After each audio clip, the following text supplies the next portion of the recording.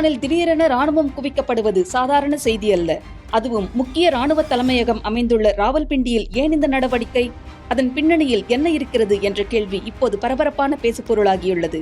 பாகிஸ்தானின் ராவல்பிண்டியில் முக்கியமான பாதுகாப்பு பணிகளை மேற்கொள்ள 3 ராணுவ படைப்பிரிவுகளை 6 மாதங்களுக்கு பணியில் ஈடுபடுத்த அந்நாட்டு அரசு அனுமதி அளித்திருக்கிறது.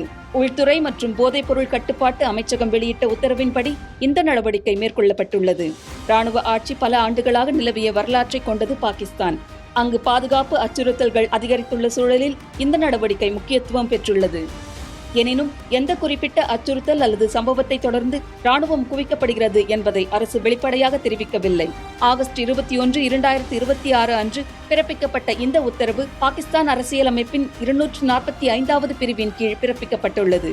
இந்த பிரிவு உள்நாட்டு பாதுகாப்பை பேணுவதில் சிவில் நிர்வாகத்துக்கு ராணுவம் உதவ அனுமதிக்கிறது. பாகிஸ்தானில் உள்ள பஞ்சாப் மாகாண உள்துறையின் ஜூலை 22ஆம் தேதி கோரிக்கையை தொடர்ந்து இந்த அனுமதி வழங்கப்பட்டது. உத்தரவு உடனடியாக அமலுக்கு வருவது மட்டுமல்லாமல் 6 மாதங்கள் நீடிக்கும் எனவும் கூறப்படுகிறது.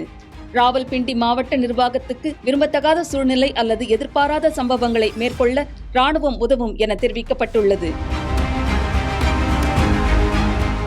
ஆனால் 3 படைப்பிரிவுகளின் குறிப்பிட்ட பணிகள் குறித்து அதிகாரப்பூர்வ அறிவிப்பில் தெளிவாக குறிப்பிடப்படவில்லை.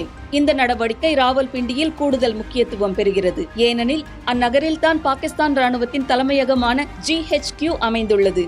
இதற்கிடையே சமீபத்திய துப்பாக்கிச்சூடு சம்பவத்தில் தொடர்புடையவர் PTI கட்சியின் உறுப்பினர் என அரசு ஊடகம் தெரிவித்துள்ள நிலையில் PTI அதை மறுத்துள்ளது. தற்போது ராணுவ குவிப்புக்கான உண்மை பாதுகாப்பு காரணம் குறித்து பாகிஸ்தான் அரசு எந்த விளக்கமும் அளிக்கவில்லை என்பது குறிப்பிடத்தக்கது.